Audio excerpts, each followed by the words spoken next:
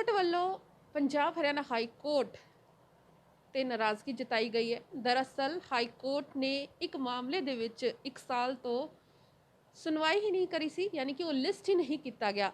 ਇਸ ਤੋਂ ਇਲਾਵਾ ਤੁਹਾਨੂੰ ਦੱਸ ਦਈਏ ਲਗਾਤਾਰ ਇਹੀ ਮੰਗ ਪਿਛਲੇ 1 ਸਾਲ ਤੋਂ ਯਾਨੀ ਕਿ ਪੈਂਡੈਮਿਕ ਦੇ ਦੌਰਾਨ ਹਾਈ ਕੋਰਟ ਬਾਰ ਐਸੋਸੀਏਸ਼ਨ ਵੱਲੋਂ ਵੀ ਕੀਤੀ ਗਈ ਕਿ ਜਿਹੜੇ ਮਾਮਲੇ ਹੈ ਜੇ ਕਿ ਜ਼ਰੂਰੀ ਸੁਣਨ ਵਾਲੇ ਉਹਨਾਂ ਨੂੰ ਸੁਣਿਆ ਜਾਵੇ। ਸਾਡੇ ਨਾਲ Punjab Haryana high court bar association ਦੇ ਪ੍ਰੈਜ਼ੀਡੈਂਟ GVS ਢਿੱਲੋਂ ਸਰ ਮੌਜੂਦ ਨੇ। ਢਿੱਲੋਂ ਸਰ, ਤੁਸੀਂ ਹਮੇਸ਼ਾ ਜਿਹੜਾ ਹੈ ਬਾਰ-ਬਾਰ ਪ੍ਰੋਟੈਸਟ ਕੀਤਾ ਕਿ ਜਿਹੜੇ ਮੈਟਰਸ ਹੈ ਉਹ ਸੁਣੇ ਜਾਣ ਤਾਂ ਜੋ ਜਿਹੜਾ ਲੋਕਾਂ ਨੂੰ ਇਨਸਾਫ ਮਿਲ ਸਕਣ। ਹੁਣ ਜਿਹੜਾ ਸੁਪਰੀਮ ਕੋਰਟ ਹੈ ਉਹਨਾਂ ਨੇ ਵੀ ਜਿਹੜਾ ਹੈ ਆਰਡਰ ਪਾਸ ਕੀਤੇ ਹੈ, ਹਾਈ ਕੋਰਟ ਨੂੰ ਨਿਰਦੇਸ਼ ਦਿੱਤੇ ਹੈ ਕਿ ਉਹ ਉਚਿਤ ਕਾਰਵਾਈ ਇਸ ਉੱਤੇ ਕਰਨ। ਅਸੀਂ ਸ਼ੁਰੂ ਤੋਂ ਹੀ ਹਾਈ ਕੋਰਟ ਨੂੰ ਰਿਕੁਐਸਟ ਕਰ ਰਹੇ ਹਾਂ ਚੀਫ ਜਸਟਿਸ ਸਾਹਿਬ ਨੂੰ ਕਿ ਹਰ ਤਰ੍ਹਾਂ ਦਾ ਕੇਸ ਸੁਣਵਾਈ ਤੇ ਲਾਇਆ ਜਾਵੇ। ਔਰ ਪਿੱਛੇ ਵੀ ਤੁਹਾਨੂੰ ਪਤਾ ਸਾਡੀ ਪ੍ਰੋਟੈਸਟ ਹੋਈ ਸੀ, 2 ਵਾਰ ਹੋ ਚੁੱਕੀ ਹੈ। ਕੁਛ ਕੇਸਿਸ ਹੁਣ ਉਹਨਾਂ ਨੇ ਲਿਸਟ ਕਰ ਵੀ ਦਿੱਤੇ ਆ, ਬਟ ਸਟਿਲ ਸਾਡੀ ਇੱਕ ਰਿਕੁਐਸਟ ਹੈ ਕਿ ਜਿਹੜੇ ਪੁਰਾਣੇ ਜਿਵੇਂ ਰੈਗੂਲਰ ਬੇਲਸ ਜਿਹਦੇ ਤੇ ਸੁਪਰੀਮ ਕੋਰਟ ਨੇ ਆਰਡਰ ਪਾਸ ਕੀਤਾ, ਉਹਦੇ 'ਚ ਜਿਹੜੇ 2020 ਦੇ 2020 ਦੇ ਮੈਟਰਸ ਹੈਗੇ ਆ ਉਹਨਾਂ ਦੇ ਵਿੱਚ ਡੇਟਸ ਪਾਤੀਆਂ ਗਈਆਂ ਬਹੁਤ ਲੰਬੀਆਂ।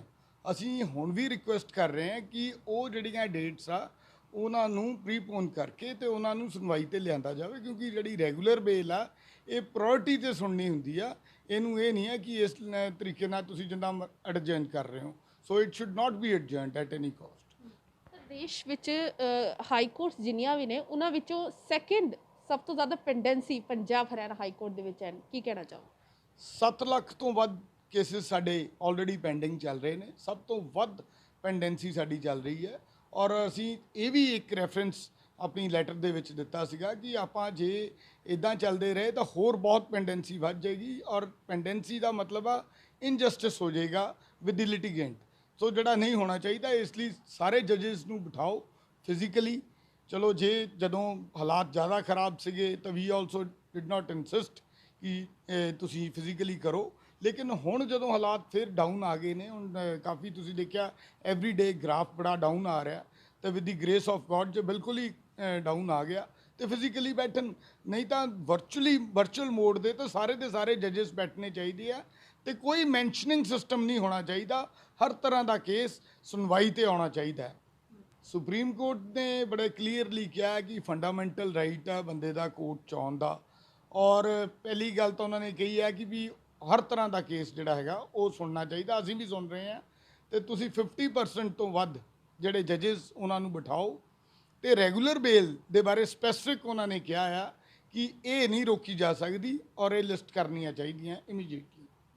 ਸਾਡਾ ਸ਼ੁਰੂ ਤੋਂ ਹੀ ਸਟੈਂਡ ਇਹੀ ਸੀਗਾ ਕਿ ਇਹ ਫੰਡਾਮੈਂਟਲ ਰਾਈਟ ਹੈ ਬੰਦੇ ਦਾ ਕੋਰਟ ਨੂੰ ਅਪਰੋਚ ਕਰਨ ਦਾ, ਤੇ ਇਹ ਮੈਂਸ਼ਨਿੰਗ ਸਿਸਟਮ ਜਿਹੜਾ ਉਹ ਫੰਡਾਮੈਂਟਲ ਰਾਈਟ ਨੂੰ ਰੋਕਦਾ ਹੈ। ਸੋ ਤੁਸੀਂ ਇਹ ਖੋਲੋ। ਸਾਡੇ ਜੋ ਐਕਸ਼ਨ ਸੀਗੇ ਉਹਦੇ ਤੇ ਸੁਪਰੀਮ ਕੋਰਟ ਨੇ ਆਪਣੀ ਸਟੈਂਪ ਲਗਾਤੀ। ਹੁਣ ਕੋਰਟਸ ਖੋਲ੍ਹਣ ਤੋਂ ਪਹਿਲਾਂ ਹੀ ਚੀਫ ਜਸਟਿਸ ਸਾਹਿਬ ਨੂੰ ਤੇ ਐਡਮਿਨਿਸਟ੍ਰੇਟਿਵ ਕਮੇਟੀ ਨੂੰ ਰਿਕੁਐਸਟ ਕਰਾਂਗੇ ਕਿ ਇਹ ਸਾਰਾ ਕੁਝ ਖੋਲ੍ਹੋ, ਕਿਉਂਕਿ ਜਦੋਂ ਹੁਣ ਸਾਰਾ ਕੁਝ ਹੀ ਖੁੱਲ੍ਹ ਰਿਹਾ, ਮਾਲਸ ਖੁੱਲ੍ਹ ਗਏ, ਤੁਹਾਨੂੰ ਪਤਾ ਲੇਟੈਸਟ ਸ਼ਾਪਸ ਖੁੱਲ੍ਹ ਗਈਆਂ, ਤੇ why not high court social distancing maintain ਕਰਕੇ ਇੱਥੇ ਵੀ ਪੋਸੀਬਲ ਹੈਗਾ ਐਂਡ ਵੀ ਕੈਨ ਡੂ। ਜਿਹੜਾ ਹੈ ਹਾਈ ਕੋਰਟ ਦੇ ਵਿੱਚ ਸਮਰ ਵੈਕੇਸ਼ਨਸ ਚੱਲ ਰਹੀਆਂ, ਲੇਕਿਨ ਕਿਤੇ ਨਾ ਕਿਤੇ ਇੱਕ ਬਹੁਤ ਵੱਡੀ ਗੱਲ ਹੈ ਕਿ ਸੁਪਰੀਮ ਕੋਰਟ ਹਾਈ ਕੋਰਟ ਦੇ ਉੱਤੇ ਜਿਹੜਾ ਹੈ ਸਵਾਲ ਚੁੱਕ ਰਹੇ ਕਿ ਉਹ ਕਿਉਂ 1 ਸਾਲ ਤੋਂ ਰੈਗੂਲਰ ਬੇਲ ਨੂੰ ਲਿਸਟ ਨਹੀਂ ਕਰ ਰਹੇ।